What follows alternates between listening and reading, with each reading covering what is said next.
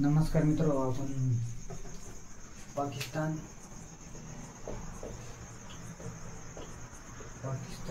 या देशाची संलग्न असलेले भारतीय राज्य बघूया. तर त्यासाठी वाक्यपाठ करा.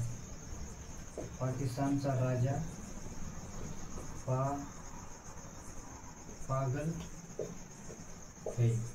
पाकिस्तानचा राजा काय? पागल आहे. तर र पासून राजस्थान,